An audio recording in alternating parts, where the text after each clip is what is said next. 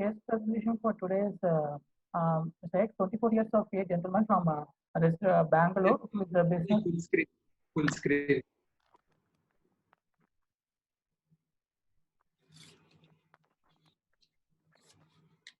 Yeah. Is it clear now, sir? Yeah.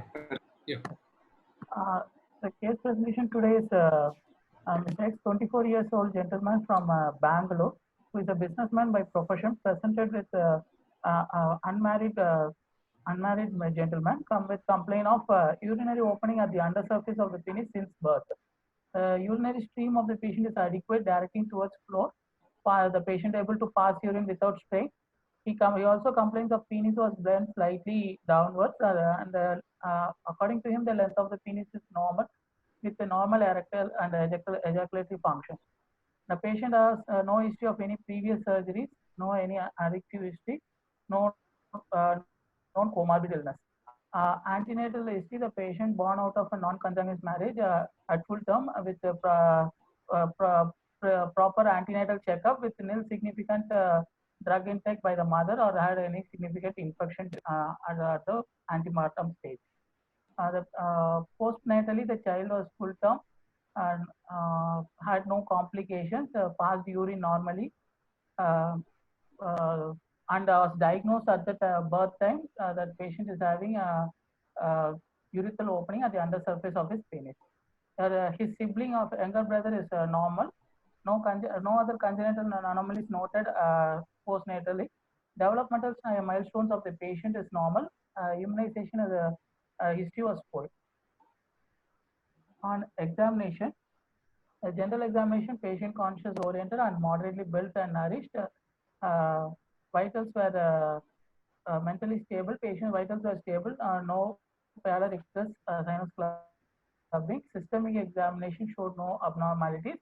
Head to toe examination, patient had no any facial asymmetry. Extremities are normal, and the secondary sexual character development is normal. Great.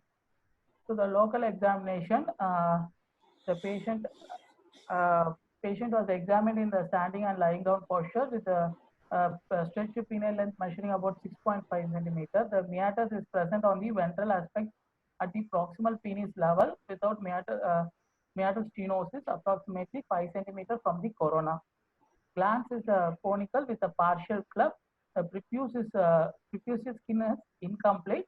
Urethral plate on the ventral aspect is thin, shallow, extending from meatus to glans with a small pit in the mid shaft level of size 5 mm.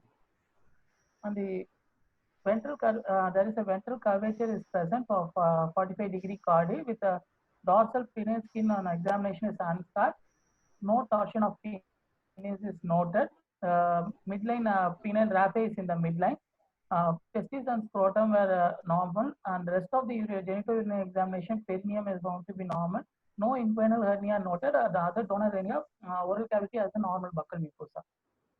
My diagnosis is 25-year-old adult with proximal hypospadias with cardia without meatal stenosis. The plan is to assess the urine stream direction and flow with uroflowmetry and on a visual examination, and further I will investigate the patient with anesthesia treatment. Can I continue? Sir, hello. Can we have the photographs of the patient? Yes. So, how do you go about the procedure part in this patient? What would be your plan in this patient? You have diagnosed, you have given an idea about all the findings. How would you plan to go? Adult male with proximal penile hypospadias and ill-developed urethral plate and significant cardae. I like to go it in a two-stage procedure. First, I like to create a new, correct the cardae and create a new urethral plate. And then as a second stage, I will tubularize the plate and complete the urethroplasty. I like to do a two-stage BRCA repair with a buccal mucosal graft. The stage 1, I will correct the ventral curvature and by pericuts and then given neo-urethral plate creation with the buccal mucosal flap, and later in the second stage after 6 months to 1 year, based on the graft take, I will do a tubularization of the graft and urethroplasty. Have you mentioned about the testis present well Yes, sir. descended? Yes, sir. Bilateral testis is descended into the scrotum and the What is the status of prepucial hood?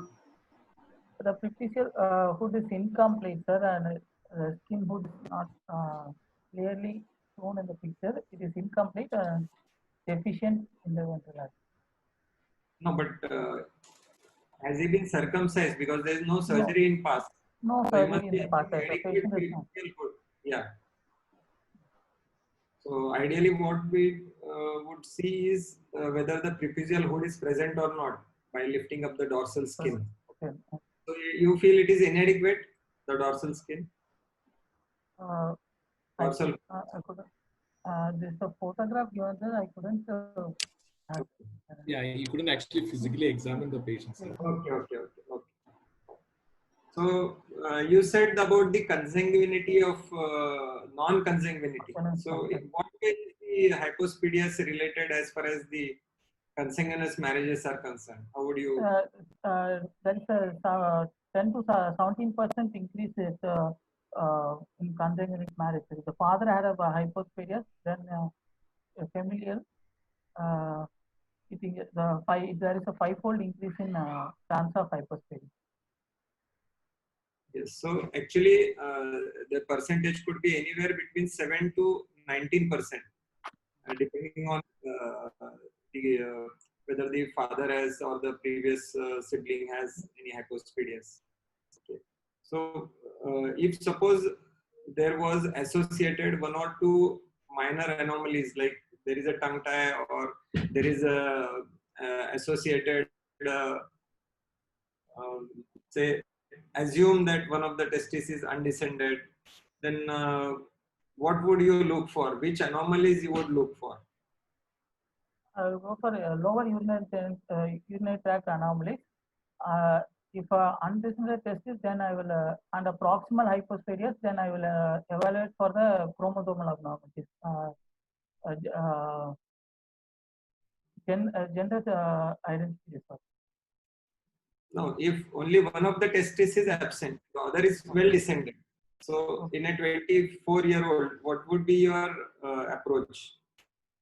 I will do an ultrasound abdomen to assess the other testis status, cryptorchidism, and I will also ask for a pediatrician opinion for the urological examination to rule out lower urinary tract anomalies, genital urinary tract anomalies.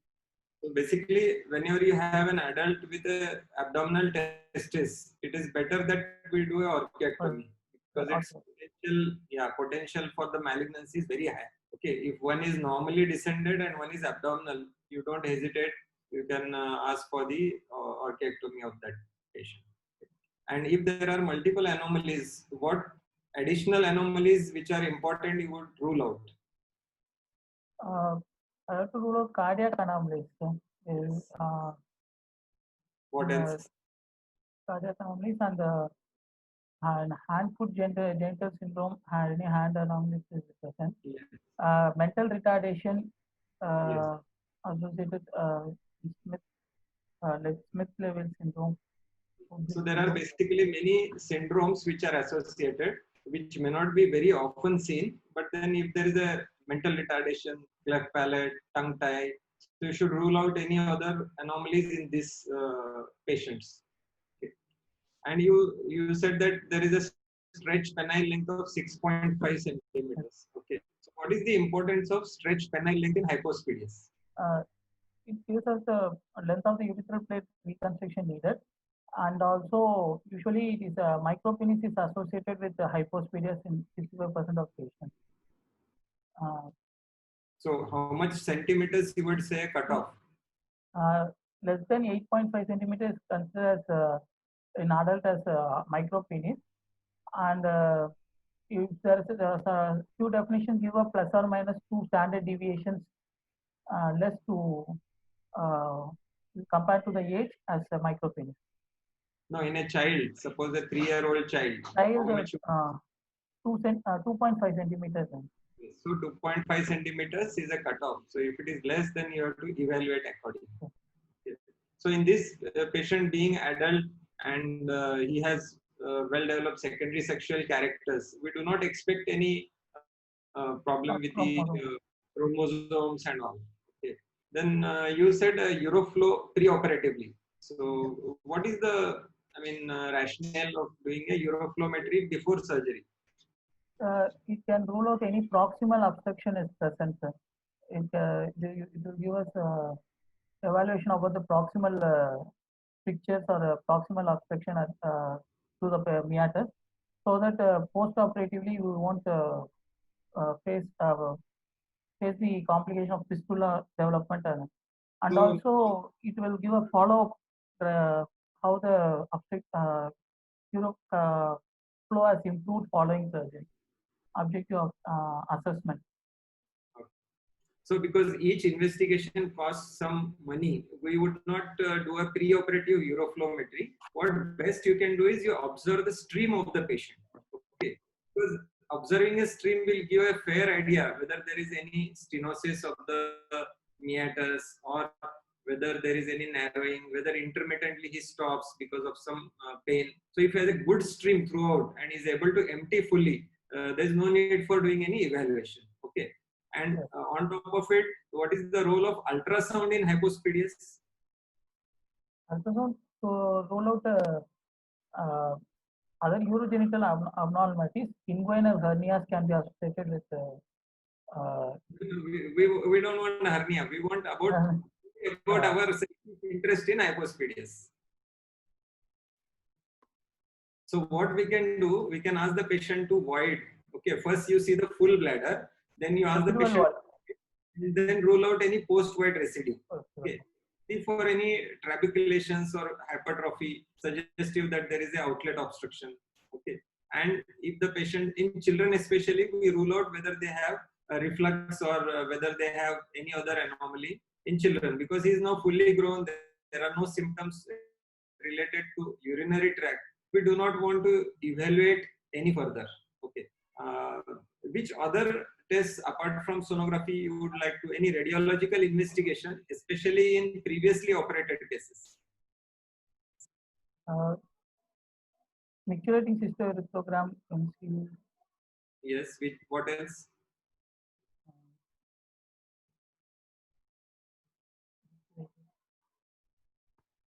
Like so what you can do is you can inject and do a retrograde urethrogram. Okay, and then you do the MCO also if you want to see any anomalies of the urethra proximal to the level. Because what happens, sometimes there are many surgeries in the past, patients may have problems in the sense they have diverticulum. Okay, they have false passages. So in cripples especially, it is important that you do the dia studies before you plan for any surgery.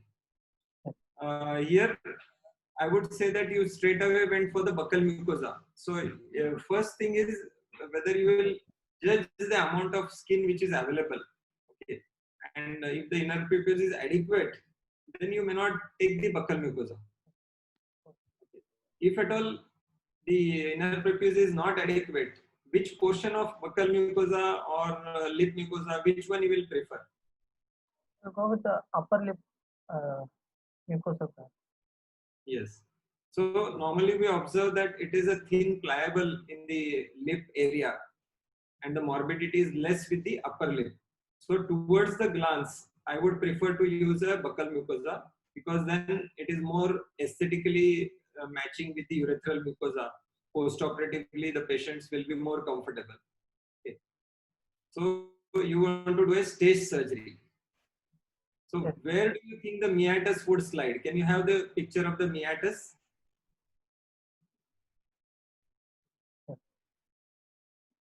Yes. So first stage, what would be your incision like for BRCAs? You said na first stage BRCA. How will you Yes. take the incision?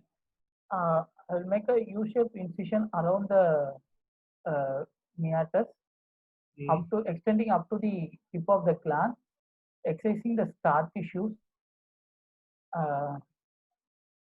excising the scar tissues, and then this glandular rings are created, and the buccal mucosa graft is placed and filtered. What I would recommend is, instead of taking a U shape, you try to preserve each millimeter of the tissue.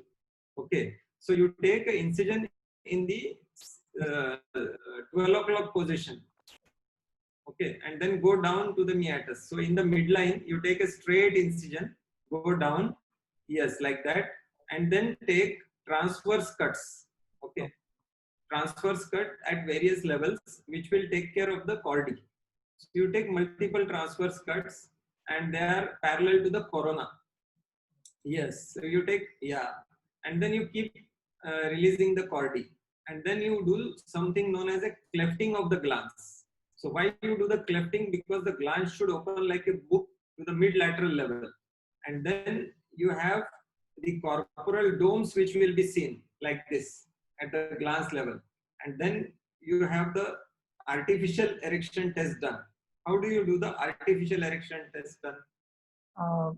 I'll apply tunica at the base of the penis, and Yes. then inject in a fresh syringe 100 ml saline into the corporal bodies and glands, and observe for the presence of carding. Yes. So it is preferable you inject in any of the glans area, because there is a communication with both corpora. So you need not inject in the corpora and glans separately. So if you inject in the glans, and always it has to be a fresh normal saline. Okay, and then you inject. So what all you do, you keep your finger there, you visualize from the lateral side, and you have also demonstrate that it is totally straight. Okay, so that is the end point, that it has to be straight. Acceptable chordae would be somewhere around 15 to 20 degrees you can accept. If after doing all maneuvers you are not able to get rid of the chordae, then what you will do? So here you are going to transect the urethral plate. Okay, in BRCAs or bias, you are transecting the urethral plate. So you are transected, still you feel there is chordae, which is say around between 30 to 40 degrees. What will you do? Paramedian dorsal plication can be done, still straightening the caudation. Yes. So now what? Yes. So what you have done now is you have done a BRCAs repair. You are starting with a BRCAs repair. So if you want to do dorsal plication, you will have to deglove the penis. Okay. So you need to deglove the penis. So either you get rid of the ventral curvature or the chordae by taking cuts parallel to each other. Even if you are not able to get that, then you take something known as fairy cuts. They are transverse cuts on the corpora and the tunica, so that it will open up. 99% of the time you won't need a dorsal plication with either BRCA or bias. If you take the cuts, the transverse cuts, suppose it is this, it will open up. And if there is a residual curvature, you take multiple parallel fairy cuts on the tunica, and then you get rid of the cord. Okay. Very, very rarely you need to do a dorsal plication. So when you say the dorsal plication, which are the places where you do the dorsal plication? Which area? The paramedian at the maximum convexity point, we take a paramedian incision and close it horizontally. So horizontal incision, and on either side at 10 o'clock and 2 o'clock position, and then suture. And the other type of plication is midline plication. Yes. So the dorsal plication is commonly Nesbit's paramedian.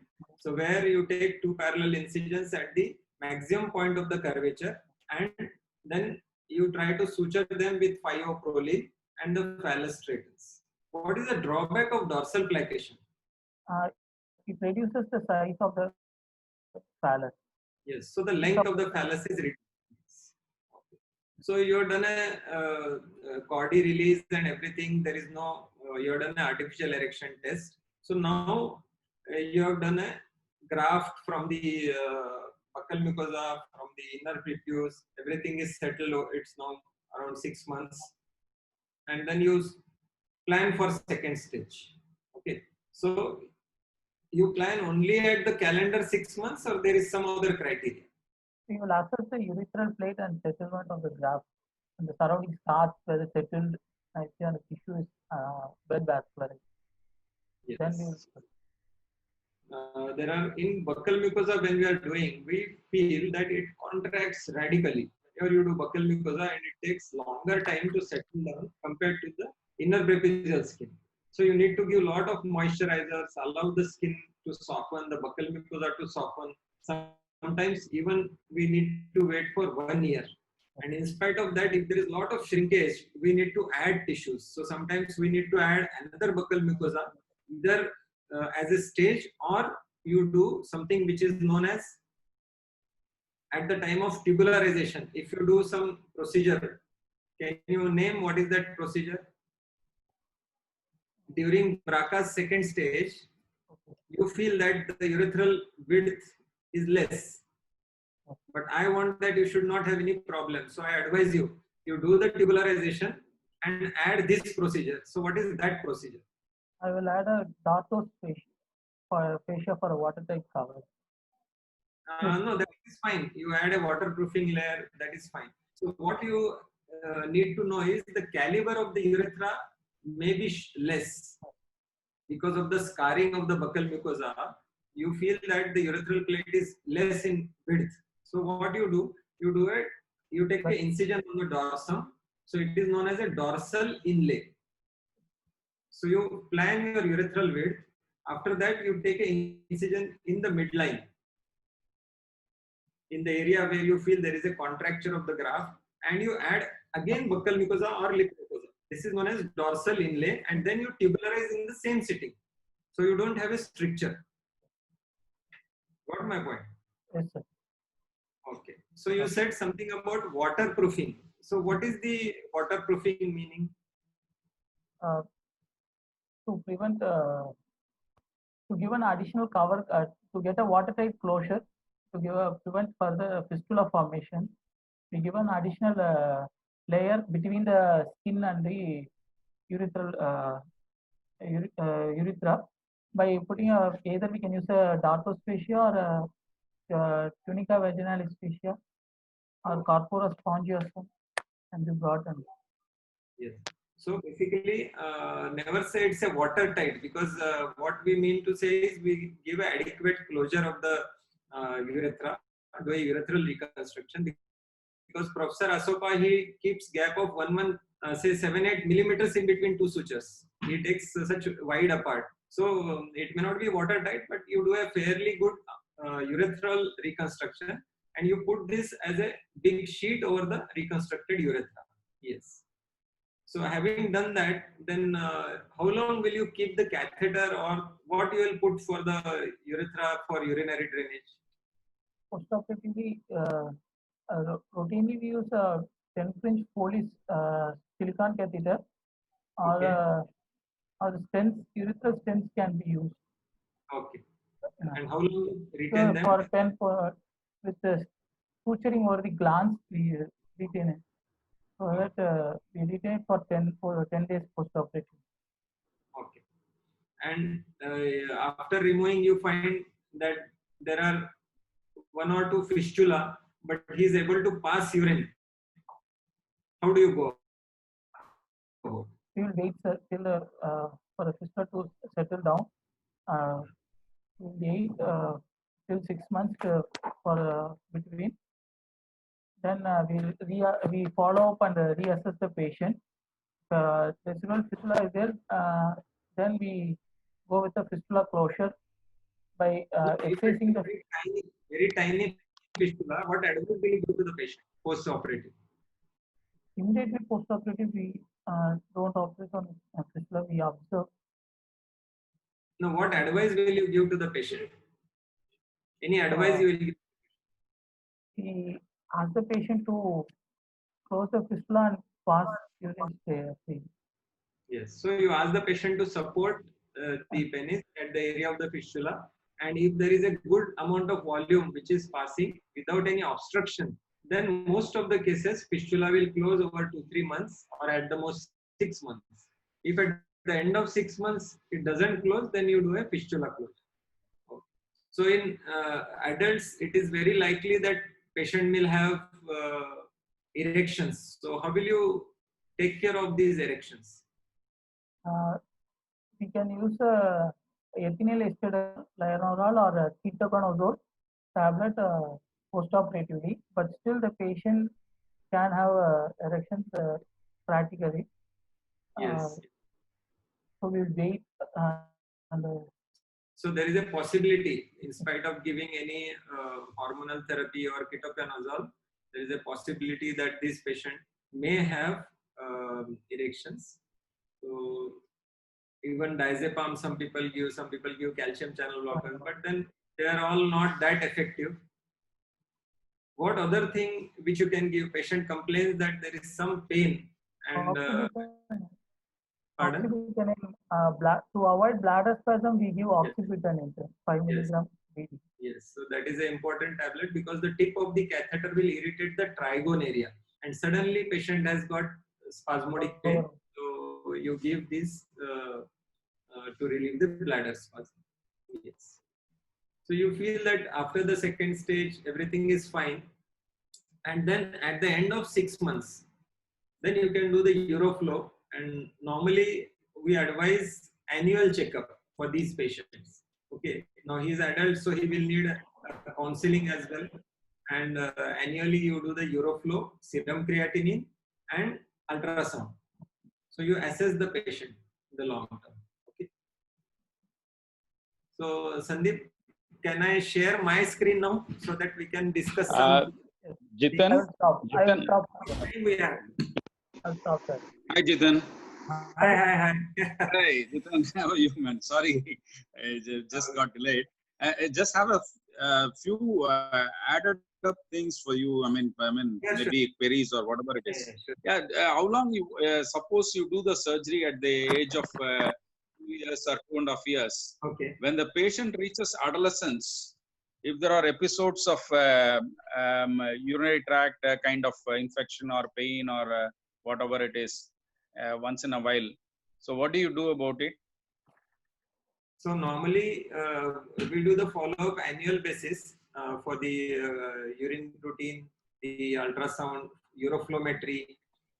Less likely that you have recurrent infections. The recurrent infection means either there could be a stricture or a diverticulum. So we'll have to keep an eye, and if the child has recurrent infection, then we may need to evaluate by doing a retrograde urethrogram, or you may have to do the nicturating cystogram, and as a last resort, especially in adult, then only we would do a cystourethropy and then check. Once in a while, when the infection is there, I mean, we can just treat him with this urinary antiseptics kind of things and bladder to relieve bladder spasm. That will be enough, no? Yeah. Most of them will settle down. Yeah, this cranberry, all those kind of things, that will be enough. Yeah. Yes. Okay. So, and another thing I just want to ask you is, like, I mean, when we plan for this, suppose when the fascia, whatever buccal mucosa or whatever is inadequate, in the second stage, when we put either buccal mucosa or whatever it is, when we want to add up, same stage you tubularize it, or you wait, because normally what we do is we try to wait for some time, but it doesn't have. But you are doing a voluminous work on this, so I just want you to highlight whether we can go ahead in the same procedure, like same way, or yes. So what our observation is, as we are doing more of buccal mucosa, and we realize that they really contract because the previous surgeries maybe 5, 7, 8, 9 surgeries, and we don't know whether the graft or the bed, it contracts. And when it comes at otherwise it is soft and supple, you can tubularize, but the width becomes limiting. So I have a couple of pictures which I will show you in the presentation. That what you can do is, if you are uncomfortable, you can do another stage of putting in graft. But then again it contracts. Again, Because the moment it is exposed, the buccal mucosa has got a unique ability that the moment it is exposed to atmosphere, it shrinks. So it is said that you do a dorsal inlay in a area and do tubularization, so the chances of further contraction will be less. Okay. There is no use of any topical steroids or anything, no, in preventing those contractures and all. Topical creams or moisturizers or this one may not be of much use. And local steroids we can use. Yeah. No. Okay. And, this approach has been augmented. We have done around 200-250 urethroplasties with urologists for stricture urethra. Stricture I understand, because stricture, I mean, usually it doesn't go in for much problem, no, stricture. So there they do the tubularization in the same sitting. So that gives me that we can do for hypospadias also by adding tissues and do a closure. Okay, we haven't tried. Anyway, we'll just take it up and then we'll try. Okay. Yes. Yeah. Thank you. Yes.